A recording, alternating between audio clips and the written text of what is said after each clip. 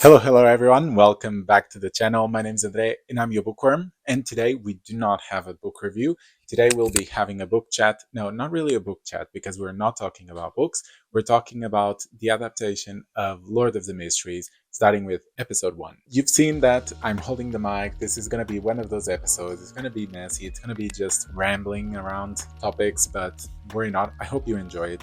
I basically, a couple of weeks ago, maybe a week ago, I asked on the channel, would you want to see episode by episode reviews, just a half season review, or a 1 season review? And you chose episode by episode, so let's get on with it. We'll start with episode 1, although episode 2 has been out already as well.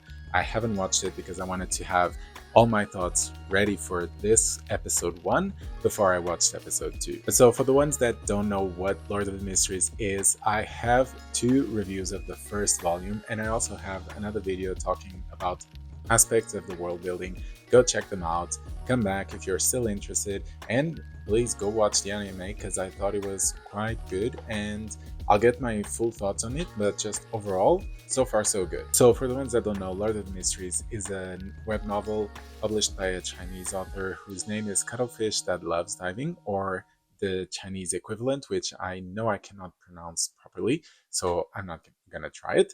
But anyways, this is an urban fantasy, mixes Victorian with a steampunk setting, and some of the tropes of urban fantasy, the good ones I would say. But pretty much we follow Klein or Min Zigro, who transmigrated into this world, and he's just trying to figure out what is happening. This is a fantastical world. There are fantastical creatures. There is a type of magic. And so we basically follow him in his footsteps, trying to get a grip around this world and just see how it works, and basically trying to get back to his original world. So very briefly, this is kind of the synopsis. What about this first episode? Well, first of all, art style, I really like it. I was giving a bit of Castlevania vibes as well with the anime normal art style, and I enjoyed it. It was a lot more gruesome than I thought it would be, but I mean, it makes sense because there are very shocking images in the web novel, or not images, but you know what I mean, descriptions. And seeing those portrayed in the anime was really good, shocking, but really good, because again, there's gonna be some things in this web novel that will be very, very gruesome. And so knowing that right from the start, they are not shying away from showing those moments, then it's a good sign for me. But so let's start from the very start, which we have this intro showing us a tree with the 22 sequences. They basically explain that the setting of magic in this world, where there are 22 sequences of potions and people can choose one of those, and the lower you are in that sequence, meaning the lower number, means that more powerful and close to divine you are. So they are called the divine sequences. And just that small snippet, I thought it was great, because immediately it's setting out, look, these are going to be very, very important. You don't know much about it, but you know that they will give powers, or they will put you close to being a god. So I thought that was really good, especially because in the web novel, I don't remember if you actually know that from the very, very start, but I think having that contextualize the start of the anime was good, because that way it keeps people interested right from the start. Even though if they don't know exactly what that means, they will be mystified by it, let's say. Now, a thing I didn't understand very well was right after this scene, we do have Min Zingro just transmigrating, but then we see this scene of him fighting this creature, which I have some inkling of who might be, but I wasn't entirely sure if this was kind of a vision of what will happen in the season, or if this was just a random intro that they integrated into the anime, kind of like an opening scene, song, whatever you want to call it. But I mean, nonetheless, just that snippet, which I thought it was just an intro song kind of thing, it was showing me action, and it was showing me some really cool things that might happen. So that was a plus for me as well. And so as the story continues, we just see Klein waking up.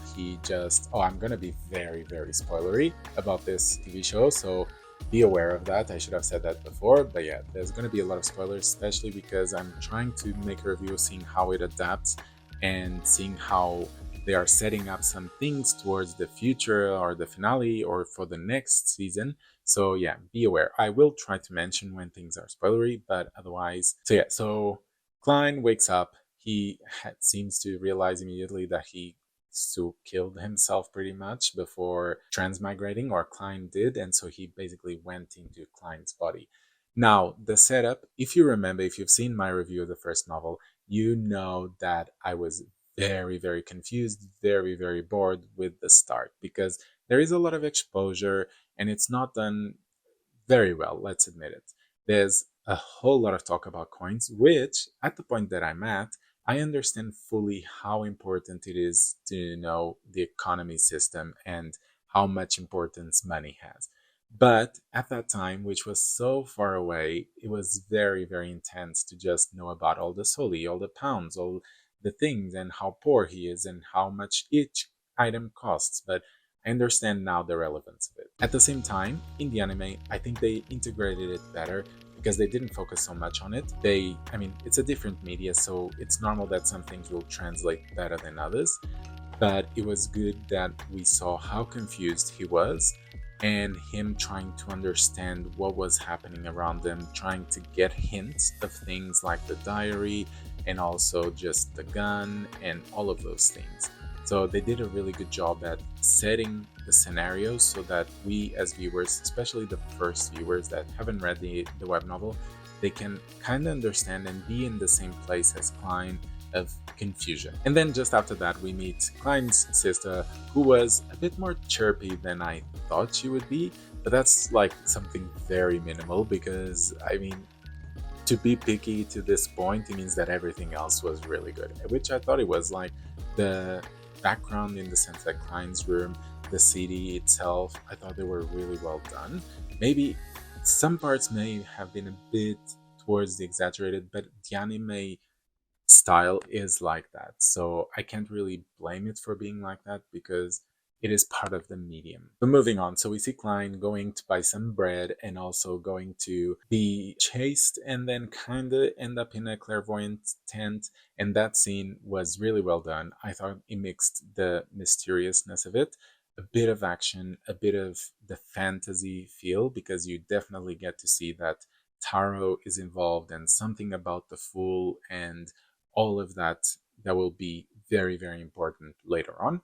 And then, of course, the funny part of the clairvoyant not really being a clairvoyant, just to break a bit the ice and break the tension, was really well done. And I think it was very, very identical to the web novel. And also, I almost forgot to mention just the foreshadowing that exists that I actually don't remember if it happened in the web novel. And if it did, I didn't notice because, again, it's my first read.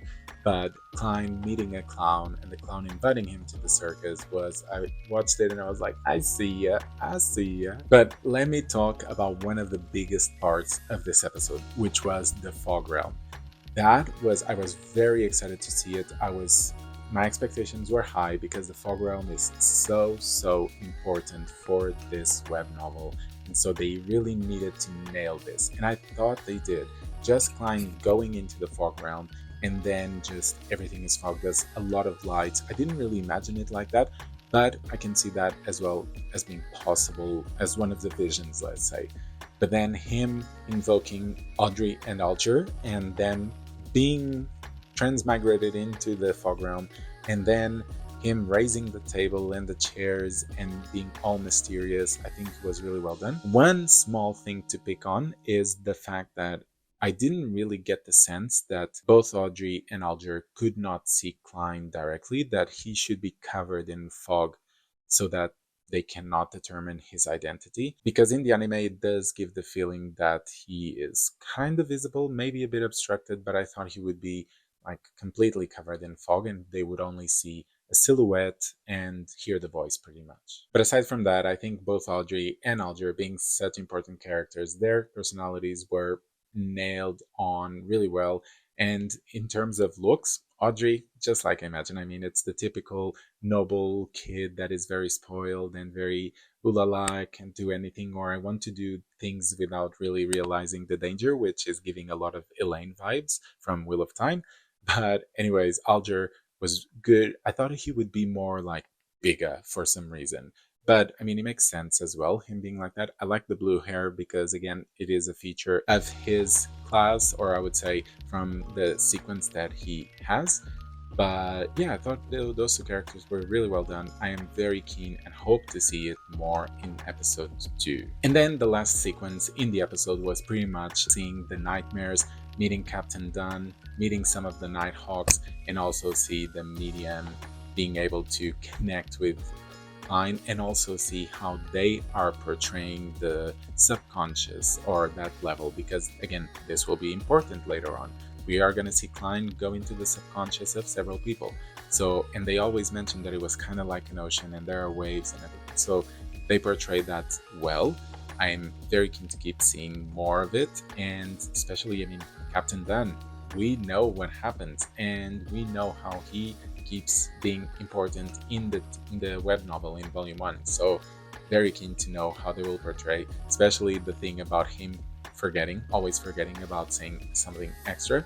That will be fun. And I also want to mention that the animation in this sequence, especially the nightmare, really well done. All the elevate, like the gravity thing, not having gravity pretty much, and then the boardwalk just lifting and him lifting and everything, and then him realizing that it's a dream, but is it really or is it not?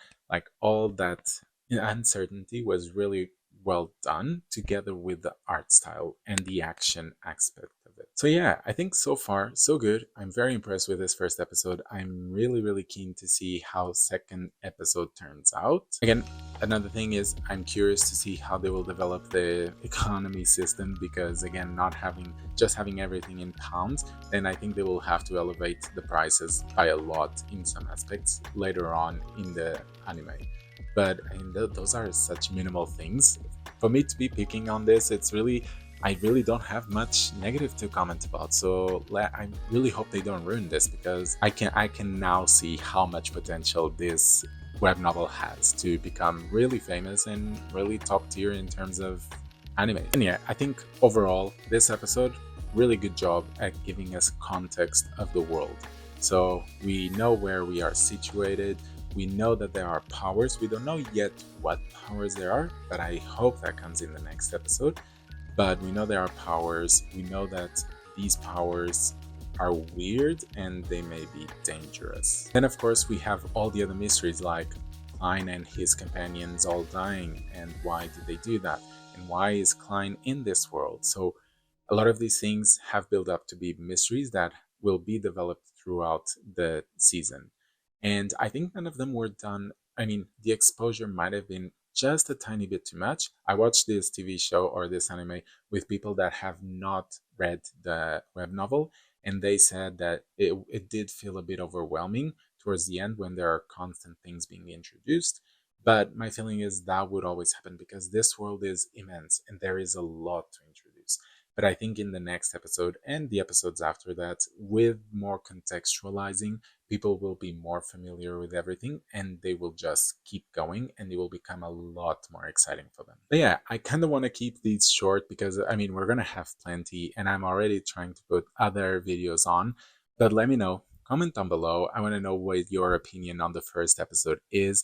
And no spoilers about second episode because some people have not watched it, aka me, and I will watch it and I will put a review here as well. But meanwhile, yeah, comment what did you think of it and what are your criticisms? Maybe you didn't like something that I didn't even consider. So I want to know. And if you're new, don't forget, subscribe, like the content, and I shall be seeing you on Thursdays and Sundays, except when these random episodes show up. So who knows? All right, see ya.